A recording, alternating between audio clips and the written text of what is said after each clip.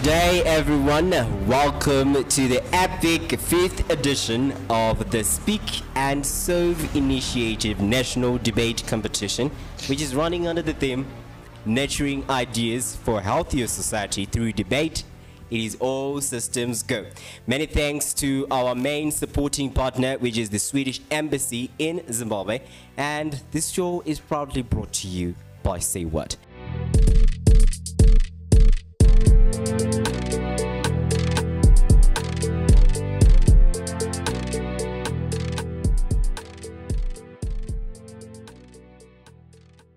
So, for this round, we have 4 institutions, as you can all see. The 4 institutions are Gweru Polytechnic, Africa University, University of Zimbabwe, Women's University of Africa.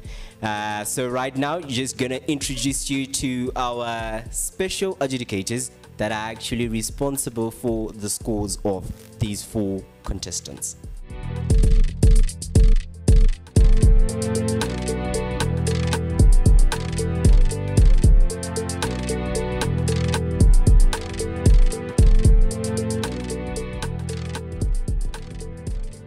Okay, so without wasting any time, we're just gonna get right into it, get straight into business. So I'm going to read out the motion.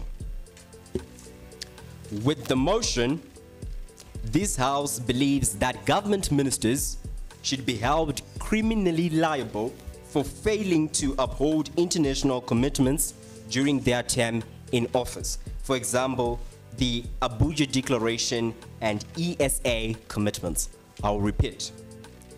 With the motion, this House believes that government ministers should be held criminally liable for failing to uphold international commitment during their term in office. For example, the Abuja Declaration and ESA commitments. So for now, the Prime Minister, I would like to call up to the Prime Minister to come here and we can start the debate. 1989 saw a collection of countries from Islamic backgrounds talking about the coming together of a health sector, talking about how they wanted to major in their health sector.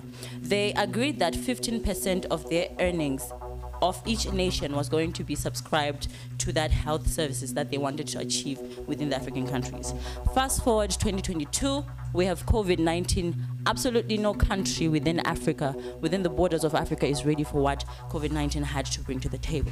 What happened to the Abuja Declaration? It died of neglect. I will explain why we have this background to our motion and why it's important to this particular motion. Okay.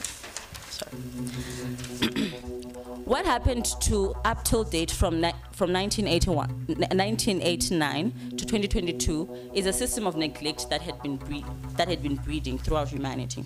We want to talk about the historical precedents that has been set by every minister and every state that has been involved in an international commitment that has not been fulfilled. What has happened at the end of the day is that the neglect that has been mostly affected, mostly also suffering from developing countries, to talk about the fact that at the end of the day, we have had a situation where there is no system that necessarily holds to account any government that is in state to the international commitments that they make during their term. We think that what we're introducing to you as opening government with this background is the idea that there is a need for a system of legal action to be taken against any office that is going to be present in order to make sure that international commitments are kept during any term. We think that what exists right now is a system where that does not exist, which is why we have situations where international commitments have been neglected to a success. No one has been held accountable, minister or otherwise. We don't necessarily think that it's important to say who is to blame for anything. We don't think it's necessarily going to come from, okay, we don't think that ministers are the people to blame. We don't think these people are the necessary officers to blame. We think at the end of the day, what we're introducing to the table is a system that is going to take legal action once there is a neglect of any international commitment. We think that at the end of the day, yes, I'll take you. So after this has happened, what happens next?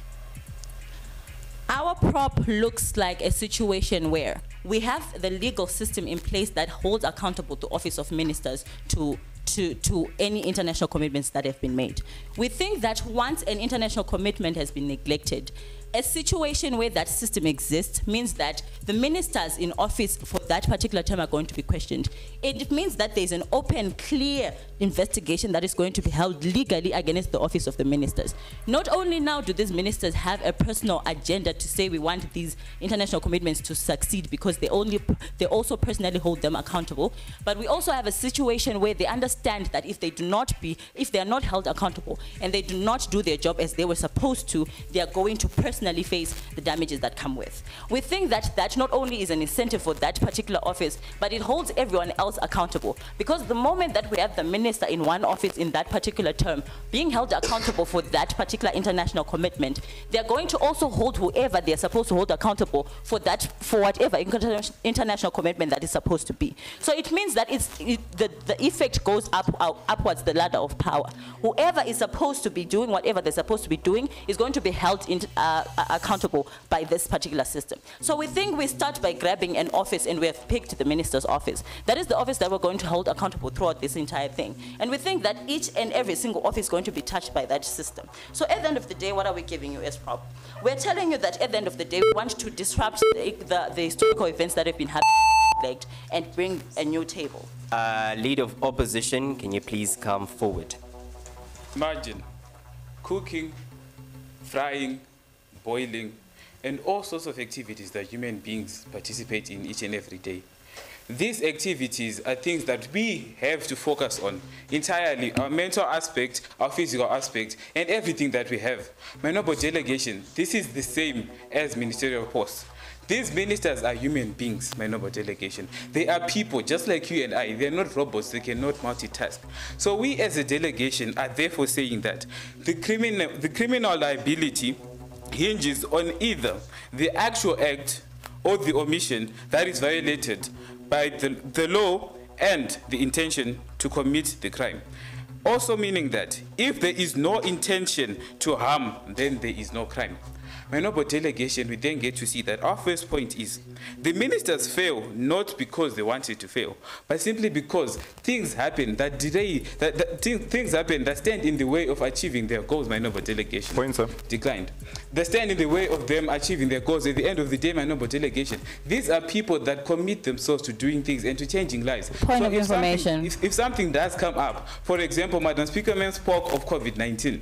If we as individuals, we then get to see that if we start criminalizing ministers for what they would have done, or for failing to meet international commitments at the end of the day, we then get to see that these ministers are just going to be charged for each and everything that they would have failed to do regardless of what happened. So what matters mostly is the intention. Pointer. Taken.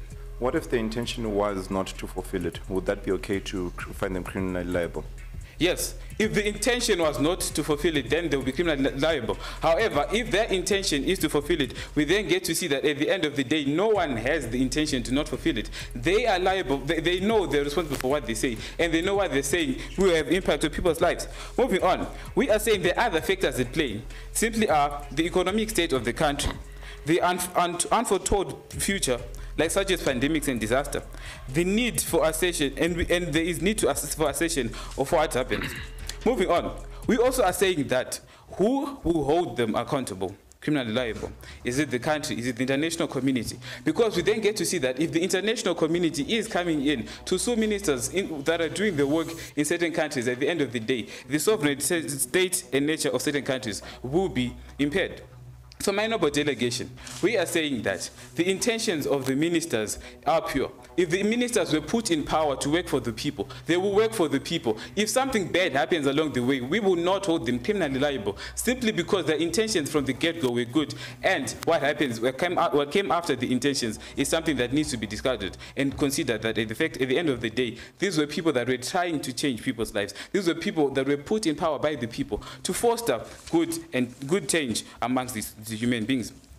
We also are saying that on the matter of who will hold them criminally liable, if the government or the country. For example, if this is a Zimbabwean minister, if the Zimbabwean people are the ones that are going to be holding them criminally liable and criminalizing these ministers, at the end of the day, these ministers will just be victims by noble delegation, because these are people that were entrusted with the power and the duty and the authority to do what is best for the people. So if something happens that derails them from attaining these goals, if something happens that messes up with their plans, even though they had good intentions, at the end of the day, these people are not supposed to be criminalized. These people should be understood, and they should be rewarded for having noble intentions, noble delegation, simply because intentions are what really matter. There are a lot of things that human beings cannot. There's a lot of things that human beings cannot control. And if resources. Thank you. Deputy Prime Minister, you can come forward. Panel, we think that at the very beginning of this debate, we need to understand what criminal liability means and what it looks like. Criminal liability does not mean once you fail to do something, you are automatically put in jail. The concept of criminal liability means that is there going to be a commission of inquiry, or is there going to be some legal action made into a certain action to find out whether or not there was misconduct or not. So by the way, it means that when a minister or when a certain country fails to fulfill something, it's not an automatic process that someone, it's like saying killing a person is illegal, but when you kill someone, you're not automatically found guilty. Yes, you may kill the person, but then it's first taken to court and found out, did you have reason to do so? Was there justifiable reason, and was there any intervening circumstances that didn't do so? So when they lost the debate, when I asked them the POI, if the minister had intention to do or did not have an intention, had an intention not to fulfill that particular policy, should they be arrested? The answer was yes. Thus conceding to the entire principle of opposition case, which is that when a minister fails to do his job properly, that means that person should go to jail, which is the idea and the concept of criminal liability, which opposition failed to understand, and thus is losing this debate. Right. Okay.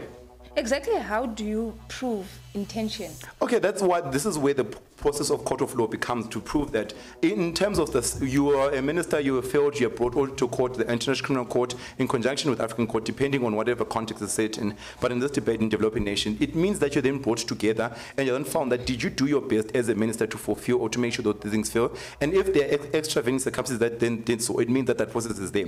Note, the concept of this debate is not necessarily, we can't spend time arguing whether this person have an intention or not, but the process that we're arguing is that should that opportunity even be there? Should that chance even be there for a person to be found criminally liable, which is where criminal liability all falls into? First issue. Second issue, we found that ministers in particular are very difficult to characterize because one, they're part of the executive, which means that they exercise a lot of extra power and in most instances they're not necessarily accountable to anyone. Yes, they submit reports to Parliament, but Parliament are not responsible for either firing or hiring a minister, meaning that are absolutely forced to the president. And in developing nations, most ministers are appointed because of position of trust, regardless of competence.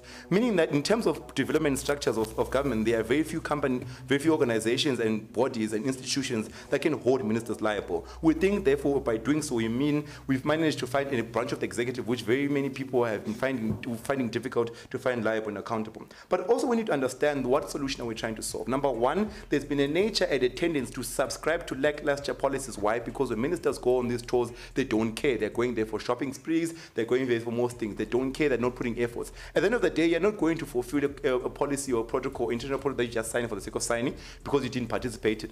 What then this policy does, because it means a minister now invested in his job. When ministers are going for these conventions and signing protocols, it means that they're actively involved because they know that they need to do so. Number one, it means that we have better policies because ministers are getting more actively involved because they want to create policies that are actually attainable. Number two, it means we also have international policies that are generally attainable. Most international policies, actually, people are going there and signing and eating a lot of money, but no real work is being done because there are no real-life consequences for those actions. We think that need changes today. But secondly, we think it's a carrot-stick approach, regardless of whether or not the conventions are successful. It means that that minister is doing 100% what they can to make sure that change actually exists within that particular sector. Let's tell you why opening government is the only team. Also, we need to tell you how the conversational value of all these things. But anyway, let's summarize the debate. Why is opening government relevant? Number one, we tell you what criminal liability means. It doesn't mean you automatically go to jail, but it means that there's a possibility of you doing so if it is proved in a court of law by the ICC in conjunction with whatever international body you are in, that you are liable, you go to jail. Number one. Number two, issue of accountability that is lacked in many ministerial positions. Number three, the chaotic approach how we solve lackluster policies. Thank you very much. The Deputy Leader of Opposition, you can come forward.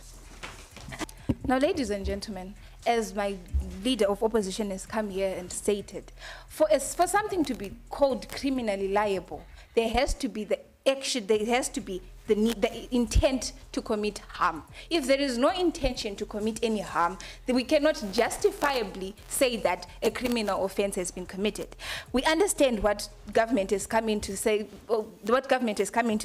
when they said that ministers are not taking enough action because they have no real consequence. But if we give them consequences that, as from our side, do not believe are justifiable, won't that simply mean that the ministers won't take any initiatives for fear of being persecuted for failing to commit to this failing to commit to these commitments whilst being held liable? So, ladies and gentlemen, what we are saying is we cannot justifiably say that these people should be held liable for something that may be beyond their control. Because, ladies and gentlemen, there are so many factors that can affect a policy. They might, let's take, for example, we say as a SADC region, we are going to allocate 30%, or this is an example, we're going to allocate 30% to the mining sector. And then a pandemic like the COVID pandemic comes in, and then we need to allocate more resources to the health sector. Would that be a problem? So, ladies and gentlemen, what we are saying is, let us not hold these people criminally liable. That's making them not do their job effectively because they are afraid of being held liable for things that they may be beyond their control. Panel, when we talk criminal liability, it does not mean when a crime is committed, you go to jail automatically. A process of discovery and court is implemented.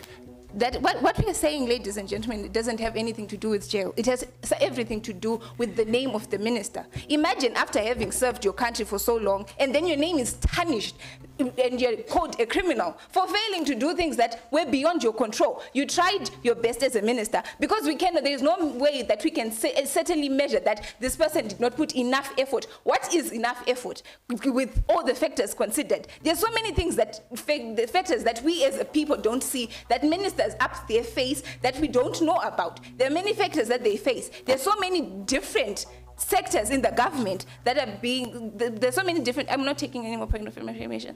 There are so many sectors in the government that need attention. So many sectors that need to be looked at. And we say that we are going to, and then we say that we're criminally holding them for things that possibly could not be in their control. So if we as a delegation, we're saying, if we cannot state and really prove that there was an intention to do harm, we cannot say that we are going to hold these people criminally liable. So as the government is coming here to say that we are not going to put them to jail, what about their image? We're going to tarnish what they have worked so hard for, their reputation that they worked to build, just because we feel as a people that they didn't do their best when we have never been in their shoes. We don't know what they go through. We don't know what they see. We don't know what they are doing, the efforts that they are putting. But we are saying that let's hold them criminally liable. If we cannot prove it, then why are we saying that we want to hold these people criminally liable? Rather, what we as a delegation, we are also, another thing that we would like to question is exactly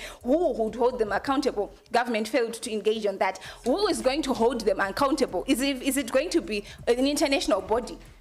But then how is the international body going to do that, considering countries have sovereign rule over their resources? It can't be the people, because as the people, we gave them trust with our resources to do with them as they see fit. So if it's not the government, it's not the international community, then who exactly is going to do that? So with this, ladies and gentlemen, we beg to oppose. Thank you.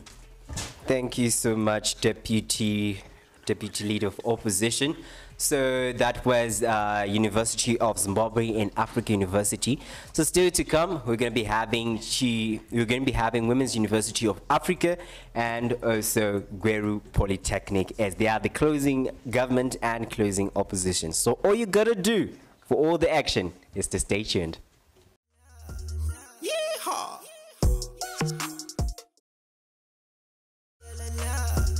Yeehaw! Welcome back. It is still the SASI National Debate Competition, and many thanks to our sign language professional. She's our mom. Looking so adorable, looking sweet. Thank you. And also many thanks to our supporting partner, which is the Swedish Embassy in Zimbabwe. And yes, let's engage. Tell me about what you think about the motion, what you think about the institution that you're actually saying that this institute is actually the best in this round. So you can do that with the hashtag SASI debate, hashtag debate for health, and also tagging along say what. It's that simple. It's that simple.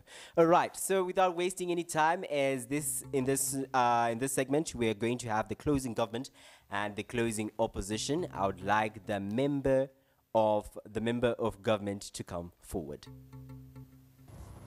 So, ladies and gentlemen, the opening opposition came here and told us about intention, right? So then we come and tell you that first and foremost, I'm going to say something about the international commitments, which is a set of shared objectives to achieve over a period of time, for example, treaties, right? So they told us about intention. Then there's also an issue that there can be no crime of any nature without an evil mind, basically meaning that every time a crime requires a mental element, even in strict or absolute liability, or some mental element is also required. So then, they also talked about the issue of accountability.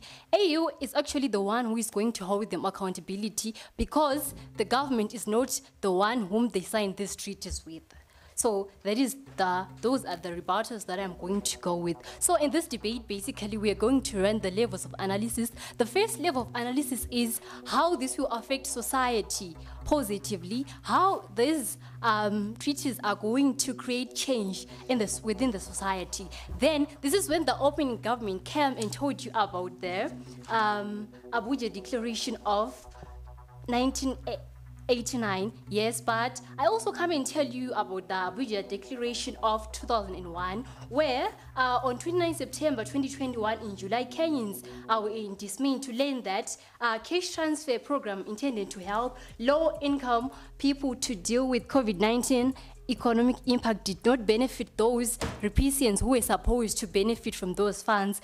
Rather, this was actually a human rights violation, which then clearly resulted in undermining the Kenya's COVID-19 responses, because then now Kenya did not have enough resources to stand to cure their people for COVID-19, right? We also have the second level of analysis where we now ask that how it will positively impact the economy, right? This is where we speak of the Ouagadougou Declaration of Primary Health Care and Systems in Africa, which clearly states that which clearly states that the care and health systems in Africa, if cases of 9 priorities to maintain a few leadership, which are few leadership and governments for health, health financing, and health technology, to mention a few amongst these 9 which I have said, which clearly states that I'll attend to you, which clearly states that, so this is where we are saying that ministries or countries are advised to apply this implementation of framework, taking into account what they have signed and what they have agreed to do within these treaties. So this is where we come and tell you that these ministers or government people or whosoever it is, they should be held criminally responsible because they agreed to achieve these goals within a certain period of time, and they actually say that they are going to uphold because they are responsible to the people, they are answerable to the people, they have to deliver to the people whom they will be serving. This is where we actually come and tell you that there is a flow of justice system where then there is also an issue of corrupt, where all the ministers and every people whom they have would have to. Thank you so much, ma'am. That was the member of government representing Gweru Polytechnic. I would like to call on to the member of opposition. My case will primarily be analytical, so I ask you focus on the nuances. First of all, the philosophical flaw in the case of government bench is that it assumes that an individual is solely responsible for the completion of a project or a single ministry in its entirety. Notice that for a project to be completed or for a commitment to be completed, there's interfunctionality of not only different individuals within that ministry, but even different ministries, right? Ministry of Transportation is not working just moving trucks around. They are working in collaboration with the Ministry of Food, Ministry of Finance, Ministry of Health, Agriculture, etc., etc. So this assumption that one sole individual can then be criminally liable for incompetence that could be broad and dynamic across different ministries creates this false sense of responsibility that isolates one individual and puts all the responsibility on that person. What we say is instead, let's create a system where we have more cross-check mechanisms to ensure that quality control is assured throughout the process of their term. Because another challenge we have is that they wait for the term of office to finish and then they say, okay, now that you're done and you never completed this project, we should hold you criminally liable. When we can be having constant audits, we look at the books, we have financial records, we have project checks, and these can be done by independent groups or by foreign entities that are less likely to be biased. The challenge or the problem is lack of efficiency control. Yes. What you're saying may be true, but the only way in which those independent organizations are allowed into the company is if the minister approves so, which you think you would do so in this instance because there's vested interest. That does not happen if ministers are not being held criminally liable. And if the minister doesn't want it to happen, then we have a reason to suspect that he is corrupt or something. And in the current system, corruption is already an illegal crime. And I do believe people who are corrupt should be held criminally liable for being corrupt, but not for being incompetent. If incompetence is the problem, create quality control checks that allow you to actually increase competence or evaluate competence before these people are put into positions of power to begin with. Once you have that, you have a better basis by which you understand how your system should be dynamic and evolve in order to adapt to the inefficiencies that exist. Because like I said, the challenge with this is you're equating an entire ministry, an entire project to a single individual. And what you're doing is you're creating a scapegoat for people who might actually be intentionally trying to sabotage the ministry for their own personal gain. So many people within the industry could be corrupt, could be siphoning money for themselves, but at the end of the day, it's the minister who does not have the ability to control not only everyone, but systemic shocks like the housing country, like housing crisis, like global conflict, like political instability, like COVID, like droughts that affect crop, and controls like all these other issues that exist, yes. But we do agree that if a minister is responsible for a failure of a treaty, he should be criminally liable, confirm? If a minister is responsible for something failing, it assumes that a minister by himself had the power to change things. And what I'm saying is it's inaccurate to make that assumption because of the interfunctionality of how these projects are run. If a minister is corrupt and there is reasonable suspicion to assume that his corrupt activities are the cause and justification for that action, corruption is already illegal. There will be an inquiry put into place. But there's a difference between being corrupt and being incompetent. There's a difference between miscalculating or over-promising and not being able to actually fulfill that project and intentionally committing a crime to the point where we can put you in the same class as thieves, murderers, or drug dealers, or a criminal enterprise. So what am I saying in today's debate? There are better ways of solving the problem. If the problem is lack of quality control, arresting a few ministers is only going to create a scapegoat where we have the superficial idea that we've solved the problem, people are now scared of doing the wrong things, when the real people doing the wrong things are people within the system. The problem is systematic, it's systemic, it's the culture. You don't solve the problem of a system by isolating one individual and assuming they have the sole responsibility for completing a project, by arresting them and assuming you've done what you need to do, when the real problem is the inefficiencies that don't have cross-check balance mechanisms within the substructures involved in the completion of the project. So what have I shown you in today's debate? One, these projects and commitments are not just one person's responsibility. Two, there are alternatives to use. Thank you.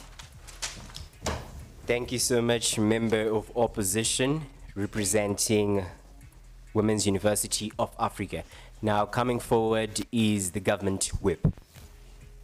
Okay, so panel, there's a great discrepancy from what the whole opposition bench is failing to understand: the issue of pragmatics when it comes to the issues of accountability. This is something which we find from the opening government speech, where they tell you about the Abuja Declaration, which was done in 1989, just to be revised in 2001, and up to now, we are seeing other governments still pondering on the money which has been put into the system just to try to help people with the economic problems they are facing at the end of the day. But we are saying that those same ministers are the same people who are going for shopping sprees and signing those papers simply because they say that our country is going to also engage within these declarations at the end of the day, but they do not even care about what is going to happen at the end of the day. The problem now comes in when we are trying to solve a problem after these ministers are out of office already, as the closing opposition has mentioned. They are talking about trying to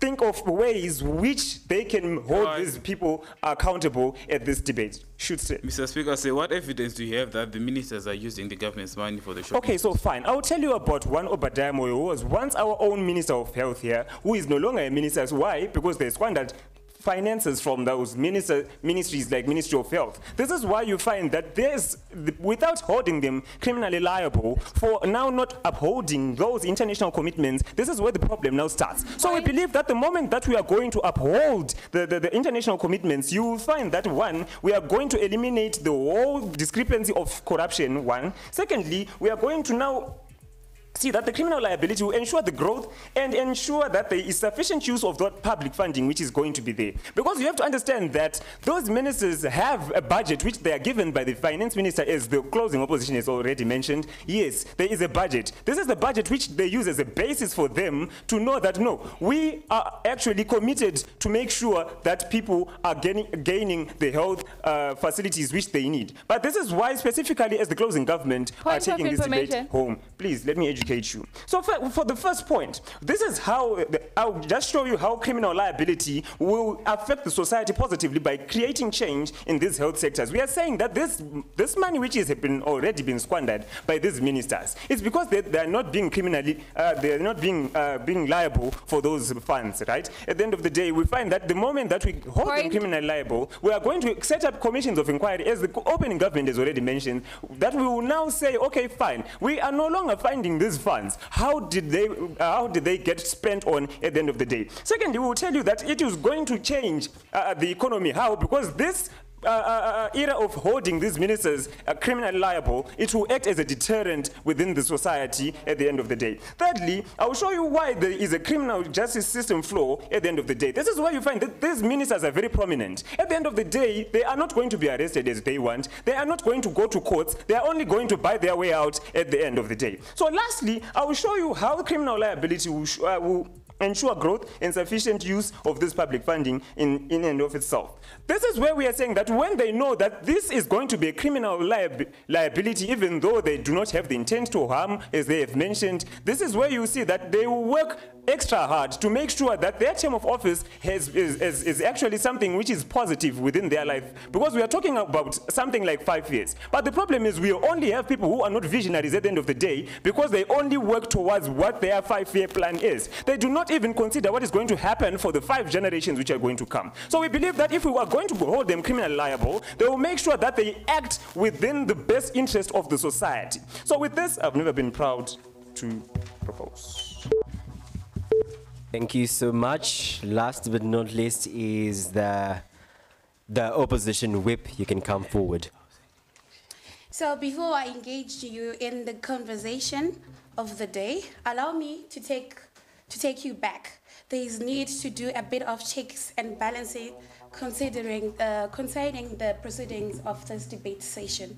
According to one speaker, he mentioned that the intentions of the ministers are always pure. Correct me if I'm wrong, but I beg to differ. Some of the ministers, it goes without saying that some of the ministers, they actually pursue their selfish personal motives. So that point, allow me, we cannot accept it and we will not take it at this moment. Okay, so the other speaker mentioned, let me take you back to the question of the day, which says that the House would hold ministers criminally liable for failing to uphold international commitment. So the issue here is about the ministers and not a system. The other speaker mentioned the issue of a system of neglect. So one person is not a system. According to my definition, correct me if I'm wrong, a system is a collection of interdependent parts. That is your input, your processings, you name them all. So this question is concerned with the ministers and not just the system. So, okay, I'll take you. Zimbabwe needs all of its resources in order to meet its local, regional, and international obligation. An international obligation such as the Abuja and the ESA commitment, you name them all. So resources come in various forms, and this can be either land, capital, human, to mention only a few. Against this background, the incriminalization of the ministers can be a fatal decision, as it can lead to some of the ministers chickening out, and this can lead to brain drain. And no country can thrive under brain drain. Point, ma'am. Okay. Note that you only trigger systems and you only change systems when there is reason to change them. And the only reason that you can dare to change them is if a minister himself knows that a flawed system will result me in jail and therefore triggers changes within that particular system. Comment. Oh, take it. So no one wants to be under a microscope, or no one wants to be under a neighborhood watch. And we believe, as the OO team, that incriminalization of ministers can translate into them backing up, chickening out, and not wanting to be involved in parliamentary issues. And we consider it as a neighborhood watch, and we consider it as putting the ministers under a microscope, and that environment is undernourishing. And as a country which is developing, we cannot afford to compromise on a good quality environment. Okay. Yes. Okay, so you prefer a world where you are being led by people who are chickening out when they feel like it? No. I wouldn't allow any minister to chicken out, because I believe there are 50 plus methods or ways, there are various ways which we can engage in that can foster cooperation and that can foster commitment, which is not holding the ministers criminally liable. For example, according to one psychologist, there is the positive and negative reinforcement. The other speaker here was following talked about the carrot and the stick principle. Do you know, if you want a host to behave in a way that you want, it's either you give them the carrot or you give the host the stick. So I believe in giving the host a carrot and not giving a host a stick, because as I say, this can lead to most of the ministers chickening out, and this would lead to brain drain. So I am for the motion that we can. So let's think out of the box. We should present at the bash of the norm. We should just think out of the box. And it was quite an interesting debate. So I'm sure most of you have seen all the closing government, opening government, opposition, yeah, all the sides. So I'm sure you can now make a decision and know which institute do you think was the best. Be able to engage with us. You can go on all of our social media platforms, be it Facebook, Instagram, Twitter, with a hashtag SASI debate and hashtag debate for health. So right now it is time for the adjudicators to make the toughest decision, as always. So we're gonna stay tuned, and when we come back, as the adjudicators deliberate on the results, we're going to be having conversations with the young people right here. So stay tuned right here on SASI Debate. Yeehaw! Yeehaw! All right. Welcome back. Welcome back. It is the hashtag SASI Debate National Debate Competition. Many thanks to our supporting partner, main supporting partner, the Swedish Embassy in Zimbabwe. This show is proudly brought to you by SAYWHAT. And if you're one of the young people that would want to have any conversation with us, or maybe just want to know more about sexual reproductive health, and maybe you may be having problems when it comes to that, you are more than welcome to actually engage with us, as you can call us on our toll-free number, which is 577. 577 is the number to call, and maybe, I'm sure, you can get help. So right now, this is the segment whereby, whilst we're waiting for the results, we have to engage with the young people right here, because yes, they were actually in a battle, but now we are resting. How are you? Are you good? Yeah. Women's University of Africa, say, are you good? Positive, positive. All right. So you know what? Right now, I want to know about something. They always have to say that for people to be like, appear to be a well-oiled machine, there's supposed to be chemistry between the two people. starting with University of Zimbabwe. Don't look at us. Yeah, okay. I want to know, yes, is there chemistry between you two? When did you start working together? How is it? I want to know the relationship. Of course, there's chemistry. There's chemistry all over, all of us. We started working together in 2020. Mm-hmm. That's when we met. Yes. And it's been great learning from him. He's quite a great debater. Mm-hmm. And I'm sure his ego is flying right now. Mm-hmm. Yeah, she flatters me too much. I think it's been an experience working together. Been through difficult moments. I'm sure any team would tell you that there are times, especially during preparations, where you're at each other's heads, you're complaining about something, you're annoyed about something, but I think it's all part of the journey. Nothing works when you are at an individual. It's always best to know that on a good day, on a bad day, someone's got your back. On your good day, someone also has got your back. So I think that's the most beautiful thing about for this past years working with her as my partner. Interesting. Women's University of Africa, is there chemistry, or you're just like, it's work. It is what it is. They don't want to speak. I think I'd want to hear from the sir. Say you're quiet. Yeah. He doesn't want to say anything. Okay, first and foremost, I would want everyone to know that this relationship is in its infancy. I think this is the second time that we have actually worked together. And yeah, it's new, it's in its infant stage. Yeah, it's less than a month actually, but we're doing very well because the Litz is one of the best debaters like that I know of. Yeah, so it's still in its infancy, and we need all the support from you guys. All right. Africa's University. How's it? How are you two? Do you clash sometimes, or it's always, we are agreeing, especially during the preparation? Is it always good? It's kind of the same as theirs, but it's more like a mom and son. It's weird. Nyasha is my coach, so she's always correcting me. She's always. And you always take correct, we'll be like, Yeah, because she has taught me a lot. This is actually my second tournament, and everything that I've learned up to date, I've learned from her. Most of the things anyway. Ma'am, do you have any comments? I feel like it's a good relationship. We are friends because I started coaching debates this semester. I'm not as good myself, but I feel like it's working. It's working. It's working. Gweru Polytechnic. Yes. How is the two of you? Is it yesterday? Yeah. How is it? Is it good? The relationship. Well, we're both engineers.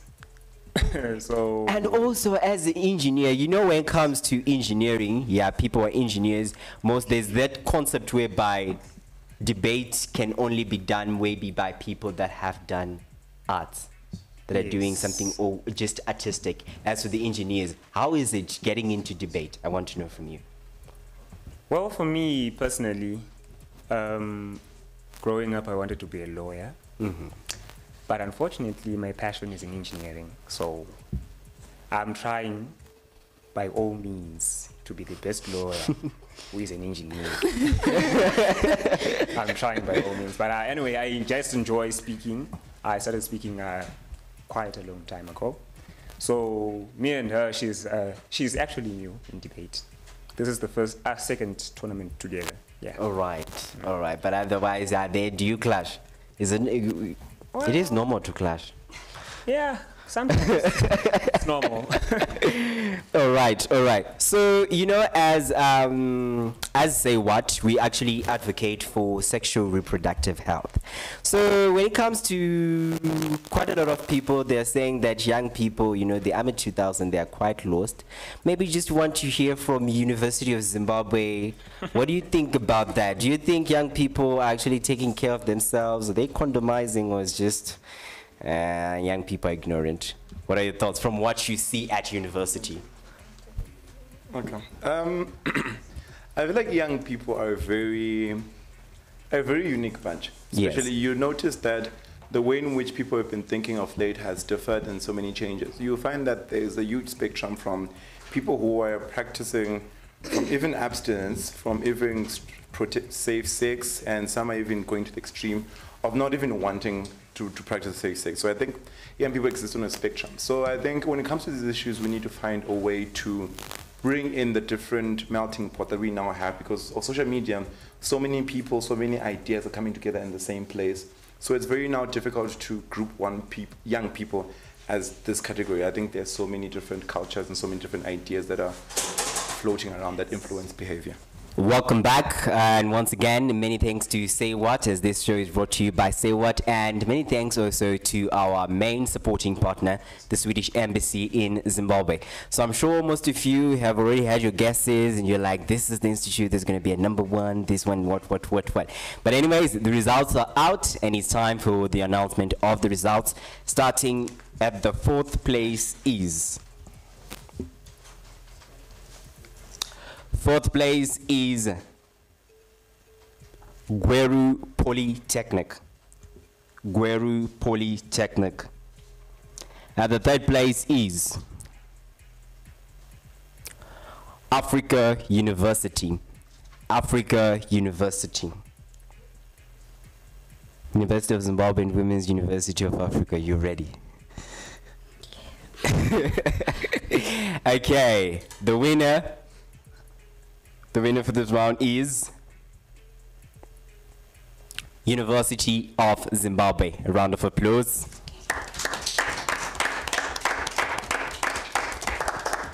So it has been an interesting episode, quite exciting, thrilling, and formidable. Many thanks to our sign language professional, as she's giving you the sign language, and to everyone who's here and the crew behind the scenes. Let's sure make a date next time. From me at Say What, and me, myself, the Tender Prince Chitenene, the debate master. Thank you. And all I can say is goodbye.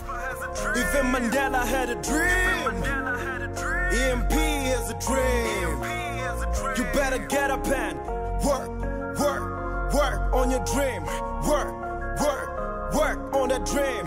Work on that dream. Work on that dream. I got a dream.